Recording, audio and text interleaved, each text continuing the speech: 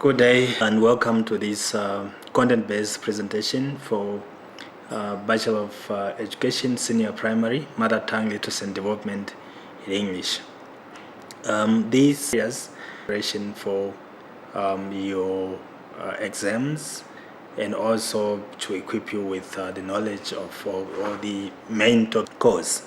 However, you are not going to just study the slides because these are just the skeleton of what is in your study guide. So when you study for your exams, for your assignments, please do so.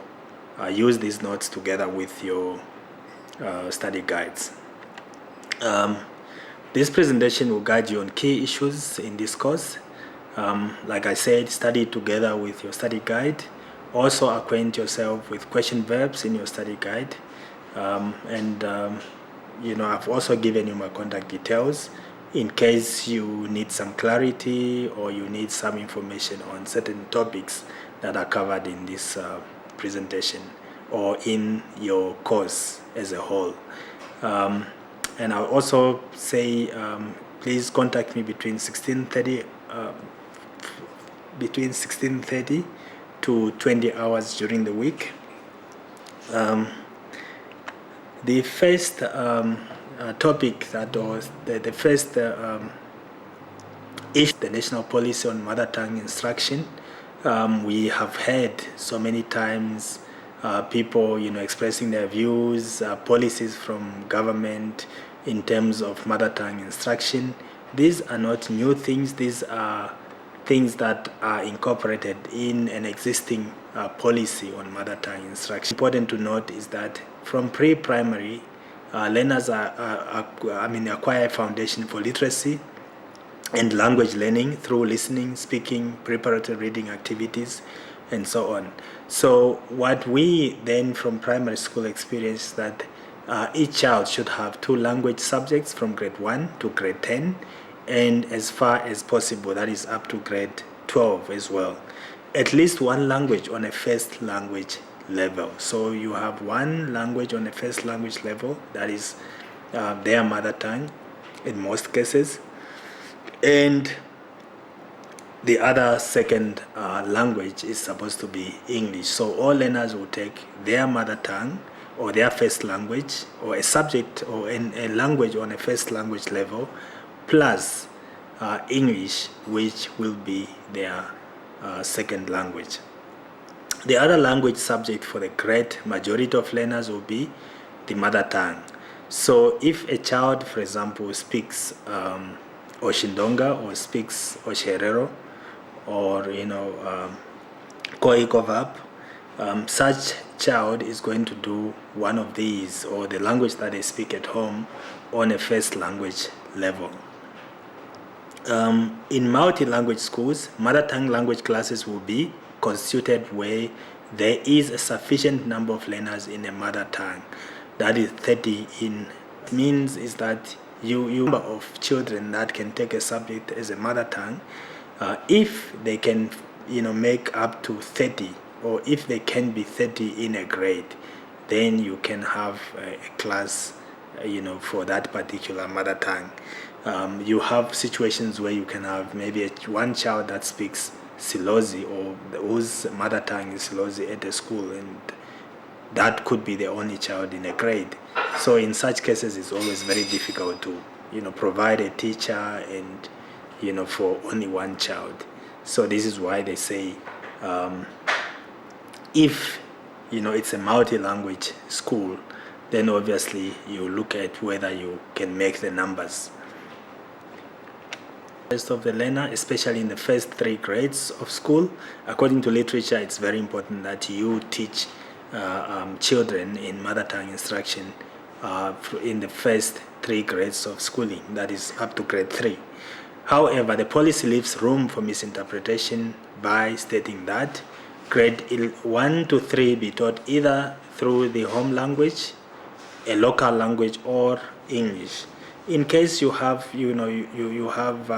children that come from different language backgrounds, then obviously you can use English or a local language for that matter. The choice of the medium of instruction is therefore decentralized. What that means is that schools can decide depending on what is on the happening at the school, or how many children speak a certain home language at the school. The school principal will understand that, so the school principal together with the teachers will make such important decisions. So, and some schools in urban areas are opting for English as a medium of instruction from grade 1. Why is that so? Because the children that they draw from come from different language backgrounds, so you cannot decide one over the other. So in these cases, schools, especially in urban areas, always decide on English as the mother tongue or as the medium of instruction.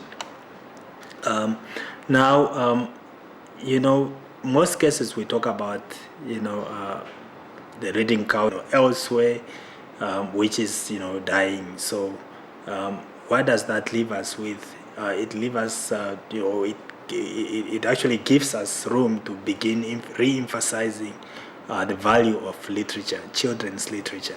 So if they can see the value of children's literature from junior primary school or through primary school, they will continue reading. So why is children's literature important?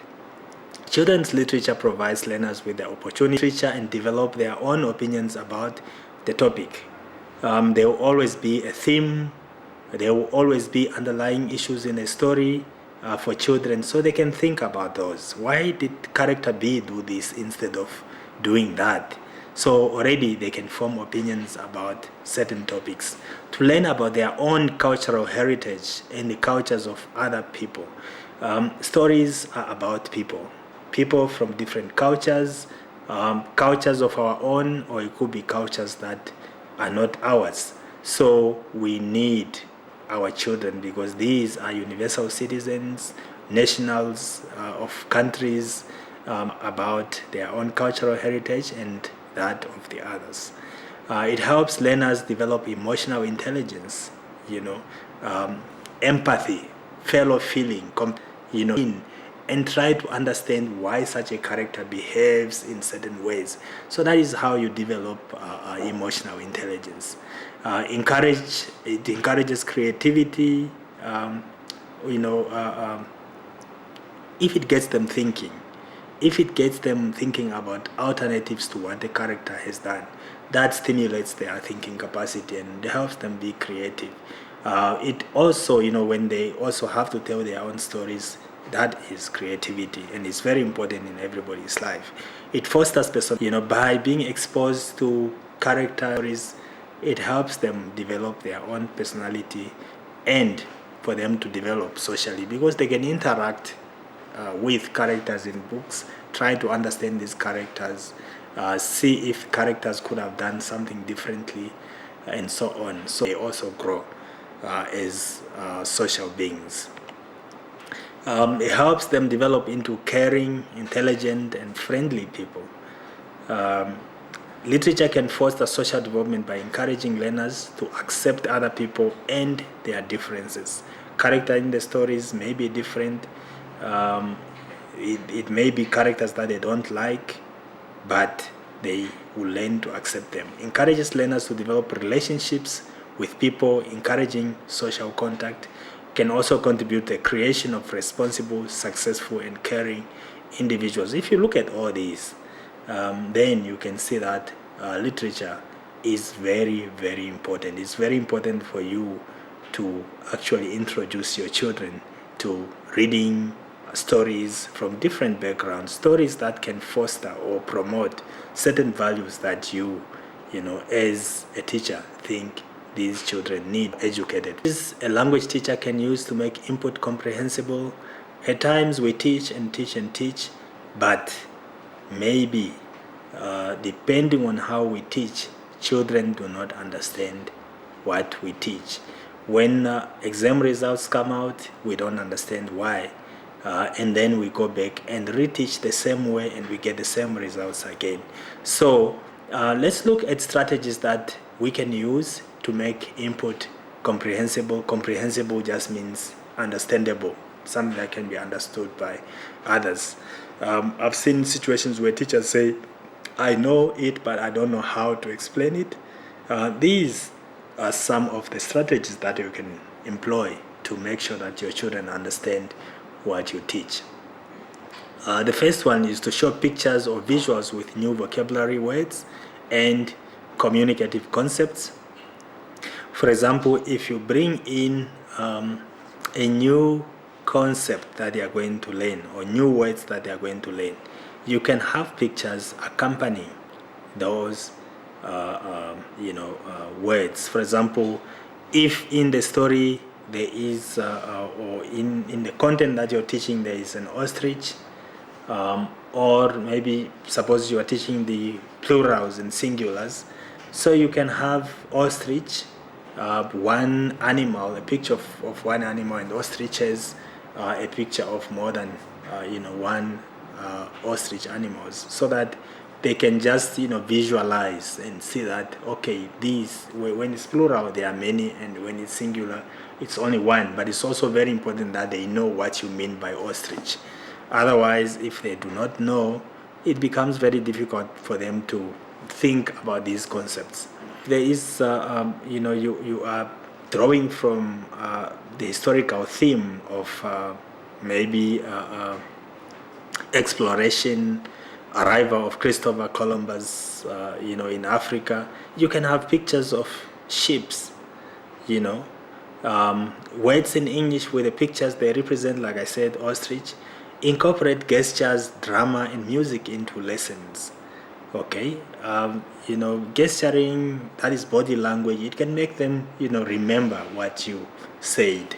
If you can link your lesson to music, if you can, for example, after a story, you want them to understand or to remember certain events, you can ask them to dramatize those, so that if they are involved in dramatizing it, they will remember certain roles that children played in a classroom and the names that were given to them. So that will help them remember the characters in a story.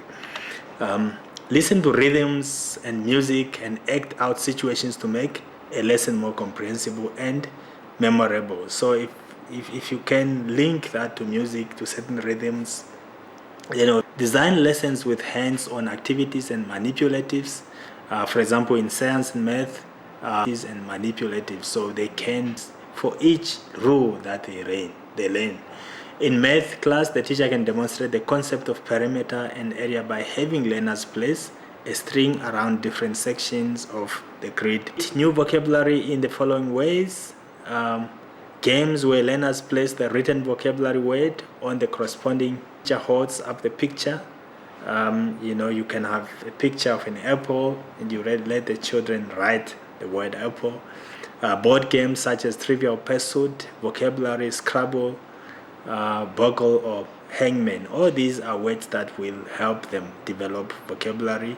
Computer-assisted lessons that incorporate the new vocabulary. And then translation. It's very important. We cannot always stick to English even when we know that our children don't understand what we mean. So if a difficult vocabulary is introduced or concept is introduced in a lesson, it's very important that we translate that word if the second language group in the classroom is homogeneous. However, if you have, for example, 5 learners that speak Afrikaans, do not understand Afrikaans at all, and you translate into Afrikaans, it becomes very, very, awkward, because these children will feel left out. The others will feel left out. So try by all means. If there's a child who understands both languages, ask them how the word is said in the language, in the other mother tongue that others understand. The teacher can quickly translate key concepts to make the lesson comprehensible if when the second language group is homogeneous. Then about the concepts of hearing and listening. What do we do when we hear and what do we do when we listen? Obviously, we put an effort in listening, hearing. Anything that hits our eardrums, we hear it. All right. Sometimes we hear something and we ignore it, but if we have an intention to get that information and we listen to it, okay? Hearing is simply the act of perceiving sound by the ear. Right? There's no intention on the owner of the ear. If you are not hearing impaired, hearing simply happens. All right? If a sound, is made and you are not deaf, you obviously hear it. Listening, however, is something you consciously choose to do. All right? If I am talking, you will come then say, I am going to listen to him. But when you listen to me, you will be listening for certain information. All right? You want to learn something from what I am presenting. But if you are playing these slides or this presentation, somebody that passes by will hear, but you are listening. Listening requires concentration so that your brain and sentences. Listening leads to learning. Hearing is a psychological process. Listening is an intellectual one. Not psychological, physiological. Physiological, that's physical, the functions of our brains. All right? Listening is an intellectual one, requiring interpretation, analysis, integration, and evaluation. So through listening, you learn. But when you just hear things, they don't make any sense to you. Then the syllabus guidelines for senior primary for assessing listening skills. How do we assess listening skills? We look for the following. These are the competencies that children should achieve at the end of senior primary. They should be able to listen to and comprehend information, recognize and follow instructions and deductions, recognize a speaker's main points or ideas and identify the supporting details and examples. So in the end, they should be able to summarize what is being said or say it in short, paraphrase it, comprehend feelings, intentions, emotions, and attitudes of speakers or text intonation. If somebody screams, you can say a word and you scream a word and the meaning will be different. Okay? It's like in shut the door. If you say shut that door, the person will understand the feelings that are attached to that. Comprehend feelings, intentions, emotions, and attitude of speakers. Okay? This is repeated. Right?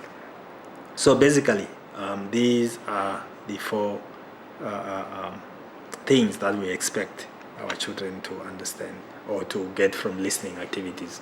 Key elements of active listening. When we say we are listening actively, what is it that we must show? First of all, we need to pay attention. Give the speaker your undivided attention. Recognize non-verbal communication. If their body language, are they hesitant? Are they sure enough? Are they confident about what they are saying? Look at the speaker. It's very important that you look at the speaker. Otherwise, if you look elsewhere, then your mind will start wandering and you will not be able to understand. Don't mentally prepare rebuttals. Rebuttals would be responses to what is being said. Because while you are busy thinking about responses, you will not get the next information that is given.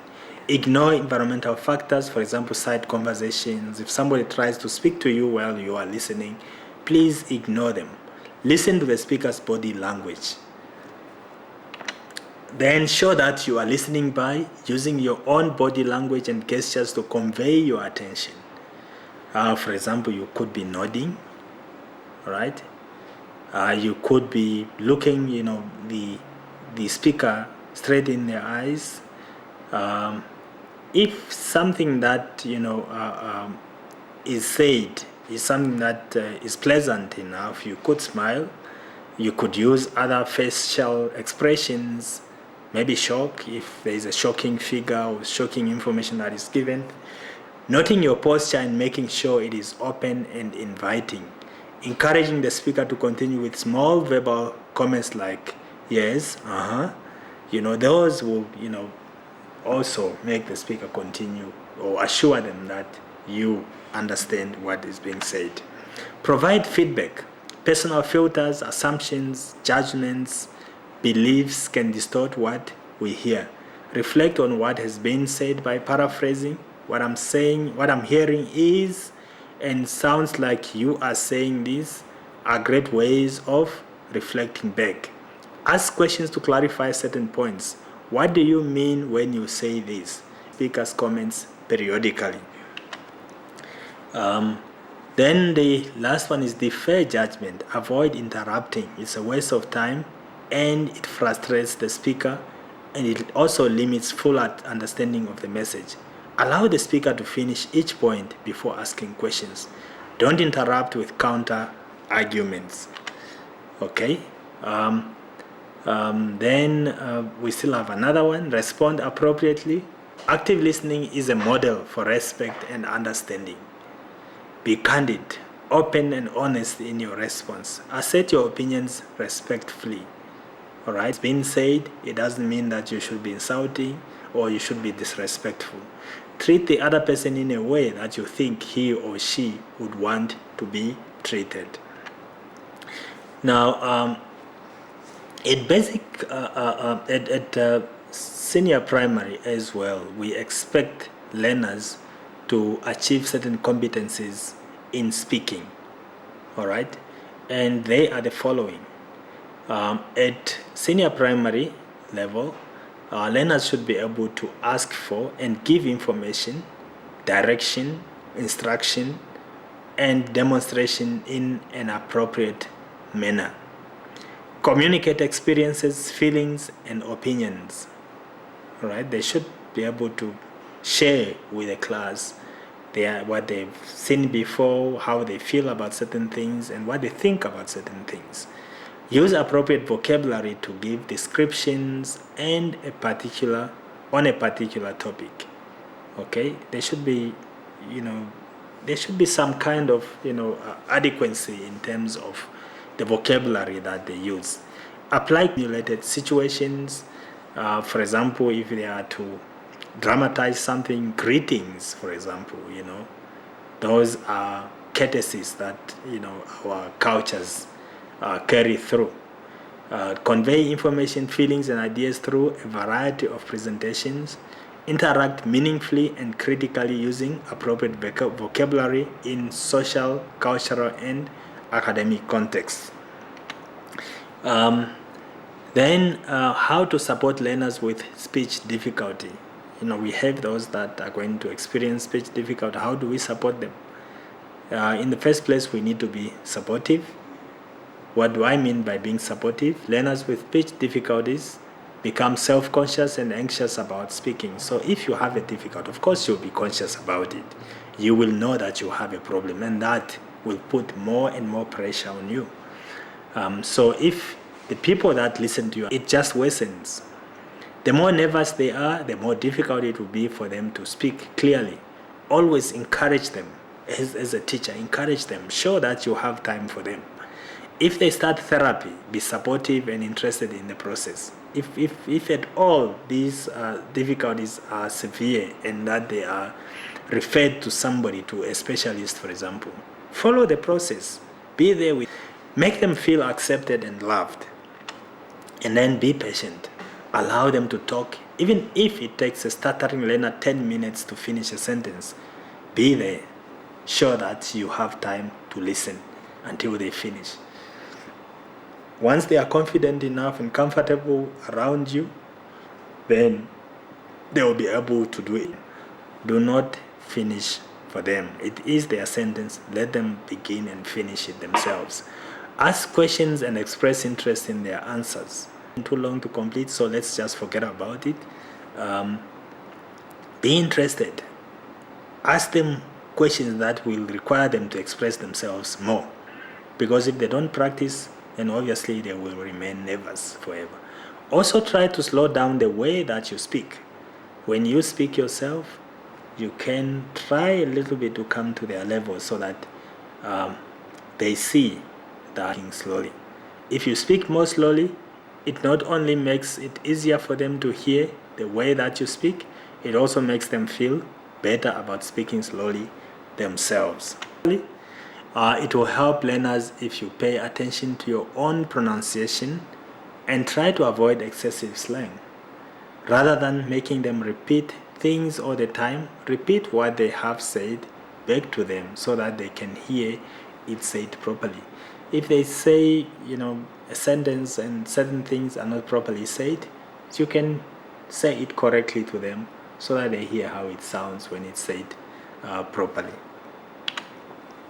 Then assessing speaking is very important. You need to create a rubric for assessing speaking. Every teacher should be comfortable doing this. It doesn't have to be handed over from heaven or from regional office. It can actually make one. All right. When you create a rubric, you do the following. You choose the criteria on which you will grade learners and list them along the left-hand side of the page. Then create an even number of columns along the top of the page. 4 is the easiest to start with if this is your first. Then potential skill levels of your learners. For each criterion, define what level of the ability a learner at each of the 4 levels would exhibit. For example, the most straightforward way to label the boxes on the rubric would be meets expectations high, meets expectations low, slightly underperforms, does not meet expectations. That is, for example, on the criteria eye contact, for example. All right. As you evaluate each learner, determine at which level he or she is performing. Then take the average level among the criteria and you have an objective grade with suggestions for areas in which your learners can improve. This is an example, not very, but once you get it printed, you should be able to. The criteria would be eye contact, for example, enthusiasm, preparedness and organization, speaks clearly, knowledge of content and recycling. Content would be what you would be looking for. And for a student that gets 4 for eye contact, this person should always have eye contact with the audience. But if they have only most of the time, they get 3, sometimes 2, and if they don't make any eye contact at all, they get 1 for that. Enthusiasm, very enthusiastic about the topic during the presentation, most of the time enthusiastic, and so on and so on. So you can see that you have your marks there and you have the criteria that you are using to assess your learners. Stories. Storytelling and development of positive character traits in learners. Stories, like we've said, from children's literature, there are certain that can be developed by telling stories to learners. It imparts values and information and to make sense of life. Solve problems we want to know the answer to and provide resolutions that give us hope. Help us to discern what is right from wrong and who we wish to model ourselves on. So characters in the stories can be our heroes. Teach us tolerance, appreciation of difference and commonality. We sounds, but they happen to understand each other. And paragraph writing is very important. In most cases, our children don't know when to start a new paragraph. So these are just some criteria that you can use to teach them how to start a new paragraph. You begin a new paragraph in the following situations: when you begin a new idea or point, to contrast information or ideas, when your readers need a pause, when your conclusion. Your introductory and concluding material should always be in a new paragraph. So these are situations where you begin a new paragraph. Then we have, the confused concepts of this is also for us as teachers to know, because the more our learners to understand. Phonetics is the sound system in general, all right? The production of sound, okay? The description and classification of speech sounds. For example, we will have vowels, we'll have, dentals, all those speech sounds that we can produce. But at this stage, they are not applied to any language. All right. So it's particularly how sounds are produced, transmitted, and received. But the moment we start talking about phonology, we are beginning to speak about the phonetics of a specific language. All right. Sound system for the study of the speech sounds used in a particular language. Please note, specific language, particular language. The use of those words when it comes to phonology, but for phonetics, it is sound systems in general. So you cannot talk about the phonetics of Silozi. You can talk about the phonology of Silozi. All right. Parts of speech. These are some of the basic nouns. When we talk about pronouns, we speak about those words that are used instead of nouns or noun phrases. Verb, the action word in a statement. Some verbs link the subject to a noun. Pronouns or adjectives, e.g. sit is an action word, and we have is and ran. Is would link. Adjectives, these are words that modify a pronoun. If we say man, then we should be able to say a tall man like me. All right. So adverbs modify a verb, an adjective or another verb. We have words like very. Okay, very strong. It modifies an adjective.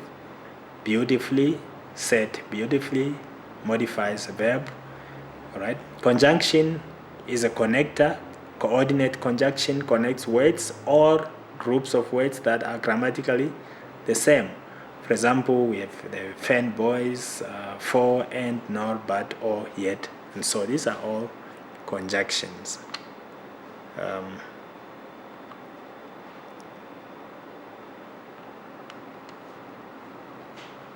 Personal pronouns takes the place of specific names of persons, places, or things. Reflexive pronouns are formed by adding self or selves as a suffix at the end of the word. For example, him can become himself, and then it becomes a reflexive pronoun. Demonstrative pronouns, these are the ones that we use to show. Pronouns like this and that, these would be, they demonstrate, they show. Definite pronouns that refer to people or things in general, like the demonstrative pronouns, they can be used as adjectives, another day, both animals, many weeks. The words who, whose, whom, that, which, and what are called relative pronouns. So this is basically some of the information that I thought that is very important for your course, and said study the presentation together with your study guide, and good luck. I've given you my contact details. If there are questions, please feel free to call me and we can discuss certain issues. Thank you.